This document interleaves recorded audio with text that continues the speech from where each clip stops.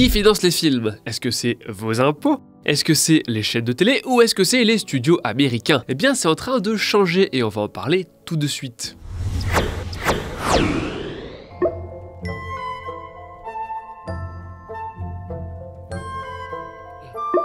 Vous l'aurez compris, on va parler de chronologie des médias, un concept dont certains se foutent, qui en énerve d'autres et qui est pourtant très important pour le cinéma français. Mais d'abord, je me dois de traiter du sujet dont je sais qu'il va déborder dans la section commentaires comme une nuée de bottes culottes en rut. Je m'excuse auprès des gens qui nous suivent depuis longtemps et qui savent qu'on a déjà largement couvert ce thème épineux, mais il apparaît qu'il est nécessaire de faire une piqûre de rappel. Car certaines personnes, quand un film ne leur plaît pas, trouvent dans le système de financement du cinéma un parfait bouc émissaire, quitte à raconter n'importe quoi, voire à mentir et hontément. Donc, tous en cœur, non, Toutes pour une ou n'importe quelle autre production française ne sont pas intégralement subventionnées par vos impôts.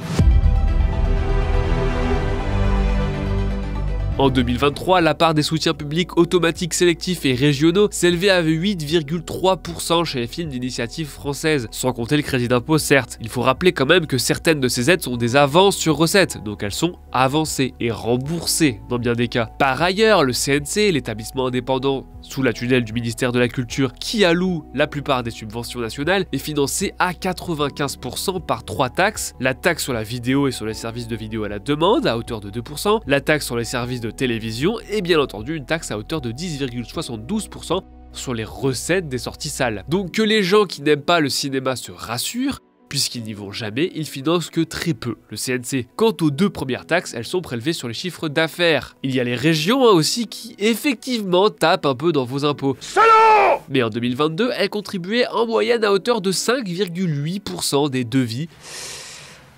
Je me suis emporté. Et il y a 4 ans, Simon avait pris l'exemple de sa région de cœur pour donner un ordre d'idée. Je vais donc en faire de même. En 2024, la super belle région des Hauts-de-France, oui je suis légalement obligé d'inclure la Picardie, désolé, avait le budget culture, pas cinéma, culture en général, le plus élevé de toute la France, 210 millions d'euros, ce qui est pas mal, soit moins de 4% du budget total. Oui, c'est un impôt, mais de là à dire que le cinéma français est sous perfusion des aides régionales, il faut être de très mauvaise foi. On pourrait dire aussi que les chaînes de télévision sont elles-mêmes financées majoritairement par les impôts et qu'elles financent donc elles-mêmes le cinéma. Donc indirectement, elles comptent. Certes, mais on ne peut pas dire qu'il s'agisse de subventions, c'est un investissement quoi. Et même en comptant absolument tout ce que les acteurs publics investissent dans le cinéma, comme l'a fait un rapport du Sénat portant sur 2021 qui est assez taquin, donc tout, c'est les aides du CNC, les régions, le financement des chaînes télé, les crédits d'impôt, les niches fiscales, et ben on arrive à 31,2%. C'est pas mal, mais c'est loin d'être une majorité. Bref, le cinéma français n'est pas perfusionné aux subventions, et ces subventions ne sont pas extorquées aux contribuables. Enfin, il serait complètement absurde de penser que le cinéma français est le seul à accorder des subventions. Les blockbusters hollywoodiens bénéficient de plein de crédits d'impôt, et d'ailleurs ça pose parfois problème aussi, des problèmes énormes qu'on n'aurait jamais chez nous. Le cinéma est une industrie culturelle qui emploie beaucoup de monde et rapporte beaucoup également. En 2012, la valeur ajoutée des secteurs du cinéma, de la production audiovisuelle, de la vidéo et du jeu vidéo représentait 16,2 milliards en valeur ajoutée directe, indirecte et induite, soit 0,8% du PIB français et plus de 340 000 emplois, soit 1,3% de l'emploi en France. Diverses institutions publiques et privées participent donc à son financement et c'est bien normal. Alors ce mythe n'est pas répandu pour rien, il est diffusé directement et volontairement par des figures politiques et médiatiques. Et évidemment, celles-ci ne sont pas aussi vocales quand la France rayonne grâce à son cinéma, qu'elle va jusqu'à imposer ses clébards au premier rang des cérémonies de récompense les plus célèbres, qu'elle fait surchauffer les serveurs de Letterboxd et lubrifier les cool kids de la distribution indépendante US. Faut croire que pour aimer la France, il faut lui cracher dessus. Ou tout du moins, faire volontairement de grossiers raccourcis par souci de populisme, car les infos que je viens de vous sortir, elles sont publiques et trouvables en 2 clics. Mais bon, on a l'habitude. Et au fond, ce qui est visé, c'est la dimension collective, la dimension non libérale. Alors oui, plus de subventions sont accordées en proportion aux petits films, aux films d'auteurs indépendants et surtout aux premiers films. Et j'ai envie de dire tant mieux, parce que du coup, ils coûtent moins cher. la France a adopté un système qui soutient ces œuvres-là. D'une part pour lancer des carrières, d'autre part pour garantir à des œuvres plus avant-gardistes, originales et riches la possibilité d'exister. C'est un système collectif puisque les taxes sur les billets des gros films aident des plus petits films. Et c'est un système qui en fait l'un des pays les plus cinéphiles de la planète. Et ouais, nos films sont parmi les plus primés. Selon Unifrance, en 2021, 2022 et 2023, elle compte le plus de films sélectionnés en festival, le plus de présentations et le plus de prix gagnés, toutes nationalités confondues. A noter quand même que c'est un résultat qui est obtenu grâce à un grand nombre de coproductions, et ça aussi, c'est plutôt cool. Et si vous vous préoccupez peu de la valeur culturelle du cinéma, et que vous ne vous préoccupez que de son attractivité financière, qui est une vision de l'art que j'espère que j'aurai jamais, sachez qu'on était en 2018 les deuxièmes exportateurs de films au monde, derrière bien sûr les États-Unis. Pas mal pour un pays de 70 millions d'habitants. Pas mal, non, c'est français. On peut ajouter qu'on est parmi les pays qui conservent l'une des parts de cinéma local les plus importantes, avec 44% face à 36% des Américains en 2024, et qu'on a un maillage de salles énorme. Concernant le retour sur investissement, eh bien, comme toujours, certains films marchent, d'autres marchent pas, c'est comme ça. Mais globalement, l'industrie du cinéma se porte bien. En 2023, on générait plus de 180 millions d'entrées, ce qui faisait de nous le premier marché en Europe. En 2024, on a fait 181,3 millions d'entrées, ce qui fait de nous le seul territoire d'Europe ou des États-Unis qui a connu une augmentation entre les 2 années. Bref, la France est un beau pays de cinéma et ça c'est super. Donc évidemment, ça ne veut pas dire que ce système est parfait, très loin de là. On peut critiquer les arbitrages, les choix et les rouages, et d'ailleurs, on va y réfléchir ensemble pendant la fin de cette vidéo, parce que là, c'est un peu compliqué. Ceci étant dit, donc, c'est du côté des contraintes de diffusion que les choses sont en train de changer. En effet, les budgets des films français viennent donc de plusieurs sources. Il y a l'apport des producteurs, les subventions dont on vient de parler, et les diffuseurs, donc principalement des chaînes de télévision, à hauteur de 34% en 2023, notamment via un système d'incitation qui, encore une fois, pousse ces acteurs privés ou publics à investir dans l'industrie culturelle. Le système, appelé chronologie, il est régulièrement évoqué, vous le connaissez. Au plus un diffuseur investi dans la production française contribue à son rayonnement, au plus il a le droit de diffuser les films tôt, après la sortie en salle. On a donc une hiérarchie qui est traditionnellement dominée par Canal+, Canal+, comme ils aimaient le dire, est le premier investisseur du cinéma en France, du moins il l'était. Car se profile un sérieux concurrent, les plateformes de SVOD. En 2021, les plateformes de SVOD devaient attendre 36 mois après la diffusion d'un film au cinéma pour le proposer dans leur catalogue, contre 22 pour la télévision en clair et 8 pour Canal+ et OCS. 6 d'ailleurs quand le film en question a réalisé moins de 100 000 entrées après 4 semaines d'exploitation. Mais beaucoup n'étaient pas satisfaits de la situation. Le fait est que les plateformes font désormais largement partie du paysage audiovisuel français. En 2022, il y a donc une réforme qui visait entre autres à prendre en compte cette réalité. Canal+ et OCS sont passés à 6 mois et les services de SVOD ont gagné pas mal de temps. Netflix passe à 15 mois, Prime Video et Disney+ à 17 mois. Toutefois, l'accord, fruit d'une concertation professionnelle, n'a pas du tout fait l'unanimité pour des raisons différentes. Plusieurs parties n'ont pas signé cet accord, parmi lesquelles d'une part la SACD, la Société de gestion des droits d'auteur. Ce qui les froissait, c'était sa durée de validité qui était de 3 ans. Et oui, petit foreshadowing. Selon eux, les choses vont trop vite pour rester sur la même organisation pendant aussi longtemps. Et d'autre part, Disney n'a pas signé non plus, n'appréciant pas ce nouveau créneau et surtout une règle fixant les rapports entre les services de SVOD et les chaînes télé. Comme l'explique Écran Total, les plateformes peuvent garder des œuvres non financées par des chaînes, y compris pendant la fenêtre des chaînes publiques, jusqu'à 5 millions d'euros de budget. Et dans le cas des films produits par les sociétés de ces plateformes, cette exception va jusqu'à 25 millions d'euros, ce qui fait beaucoup pour un film français, mais assez peu pour un film hollywoodien. Et oui, avec la chronologie, Disney est obligé de proposer ses blockbusters aux chaînes télé publiques. Cette règle, elle a permis aux chaînes comme TF1 de diffuser des films Marvel, par exemple, alors que ce cher Mickey aurait bien aimé les garder pour lui. Ma vengeance sera terrible! Dans ce refus de signer, il y a là l'expression d'un bras de fer qui dure depuis plusieurs années en fait,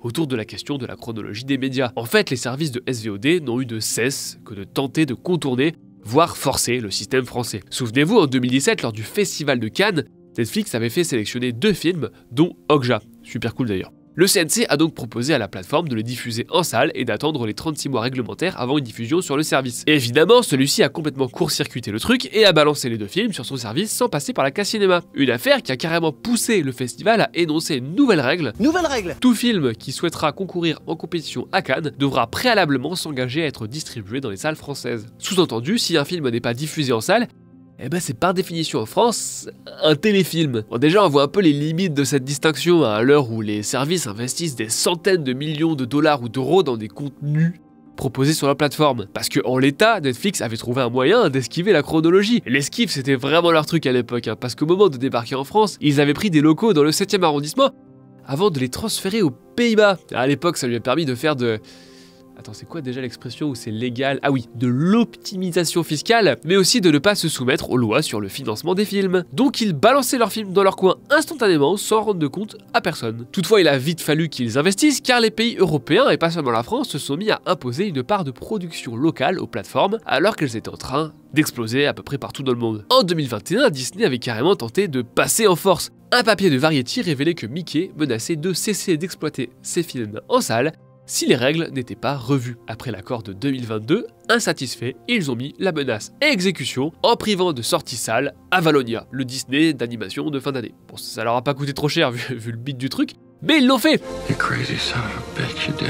À l'époque, ils avaient expressément communiqué en disant bah voilà, c'est la faute de la chronologie des médias. Une situation qui avait amené l'écriture d'une tribune des présidents des groupes France TV, TF1 et M6, appelant au contraire à une sévérité accrue face au service de SVOD qui voudrait selon eux priver les Français d'une occasion de voir les films gratuitement à la télé. La bataille est rude et les enjeux sont importants. Si Disney commençait à virer ses tentpoles de l'affiche, comme les Marvel par exemple, les exploitants perdraient de sacrées sommes, tout comme le CNC, qui rappelez-vous se finance en partie en taxant les places. La question étant, la firme sera-t-elle assez bornée pour se priver des recettes de ces gros films quelques mois à peine après l'accord? Comme Black Panther 2 qui a clairement été brandi comme épée de Damoclès et qui vraiment ils ont menacé on va pas le sortir quoi. Alors pour certains ces grands effets d'annonce c'était surtout un moyen de mener une forme de guerre culturelle. Disney essayait de convaincre le grand public de prendre son parti en fait et de faire pression de son côté sur le CNC. Parce qu'au final Black Panther 2 il est bien sorti et il a fait 3,7 millions d'entrées en France. La guerre a forcément pris de l'ampleur après le Covid puisque c'est à cette occasion que les studios ont réaffirmé leur modèle de production aux antipodes de celui des Français. Tout le principe des plateformes consiste à sauter les intermédiaires, à griller les étapes, à garder le contrôle sur toute la chaîne du film, de son développement à sa diffusion. À l'époque, beaucoup de majors, dont Disney,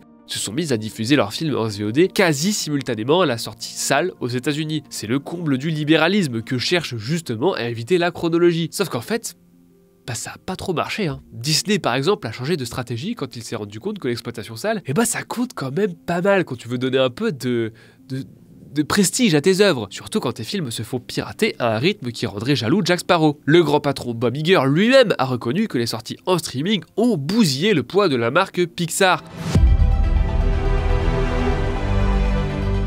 Et on arrive donc à 2025, et le communiqué de presse du 29 janvier dernier, 3 ans donc après l'accord de 2022, un nouvel accord a été trouvé pour 3 ans supplémentaires, et Disney joue le jeu. Disney Plus bénéficie désormais d'une fenêtre de diffusion de 9 mois après la sortie salle. Cette décision a été prise au travers d'un accord sur 3 ans, pendant lesquels Disney Plus s'engage à investir 25% de son chiffre d'affaires net annuel généré en France pour financer des œuvres cinématographiques et audiovisuelles européennes et françaises. Jusque-là, le service de SVOD investissait 20% de ce même chiffre d'affaires. La plateforme s'engage à investir dans un minimum de 70 films en assurant une diversité de genres et de budget. Et ça ne concerne pas juste les films sortis directement sur Disney Plus. Le récent La Pampa, par exemple, a ainsi été produit entre autres par Disney Plus. Un vrai film d'auteur français sorti en salle, comme quoi. Les détails de l'accord sont dispo dans l'article d'Antoine, que je vous mettrai en dessous en description, mais plutôt que de combattre le système du CNC, les services de SVOD commencent à l'assimiler. Et je dis bien les services, parce que selon Variety, du côté de Max, de Prime Video et de Apple TV+, on se prépare à s'engouffrer dans la brèche, et des discussions sont déjà en cours. Et ça ne plaît pas à Canal+, sachant que le groupe avait un accord avec Disney+. Rappelez-vous, c'était accessible dans les offres promo. Juste avant l'annonce, Maxime Saada, le président de Canal+, a déclaré que l'investissement annuel de la chaîne, qui était élevé à 220 millions d'euros par an et qui devait être conduit pour les 5 prochaines années, devait être rediscuté et il allait baisser. Potentiellement, Disney sera à 6 mois dans la chronologie des médias pour un montant de 35 millions d'euros quand Canal+ acquitte de 220 millions d'euros. Là, j'ai un souci. Clairement, les services de streaming vont devenir les premiers financeurs du cinéma en France et Canal va perdre ce statut très particulier. Si on ajoute à ça le départ de la chaîne du Canal 4, les choses sont vraiment en train de changer. Symbole de cette passation de pouvoir, la 2e saison de Bref, qui d'ailleurs devrait être remboursée par la Sécu, elle est géniale, est diffusée sur Disney+. L'une des dernières grosses réussites de Canal sur le rayon comique, l'un des derniers représentants de son esprit aussi, à déménager chez les Américains. Pour Saada, les services américains se servent du cinéma français comme d'un cheval de Troie. Et c'est vrai que le système français que je décris depuis le début de cette vidéo, c'est un système protectionniste et souverainiste. Un système protectionniste qui va reposer de plus en plus sur des financements américains. Donc, Qui finance le cinéma français? Bah, c'est un tout petit peu vos impôts, c'est pas mal les chaînes de télé, et c'est de plus en plus les gros studios hollywoodiens qui profitent de l'autre, à voir comment ça évolue dans les prochaines années. Si vous voulez subventionner Écran Large, qui lui prend 0% de vos impôts a priori, vous pouvez vous abonner sur le site en échange de quelques euros. Vous aurez accès à plein d'articles inédits, et surtout, vous nous soutiendrez, et ça nous fera plaisir. Et enfin, si le système français vous intéresse, je vous conseille ma vidéo sur la classification des films, non seulement parce qu'elle parle du CNC, mais aussi parce que son sujet et son contenu n'ont pas trop plu à l'algorithme YouTube et qu'elle a fait un énorme bide. Merci d'avoir regardé la vidéo jusqu'au bout et à la prochaine. Salut. Stop.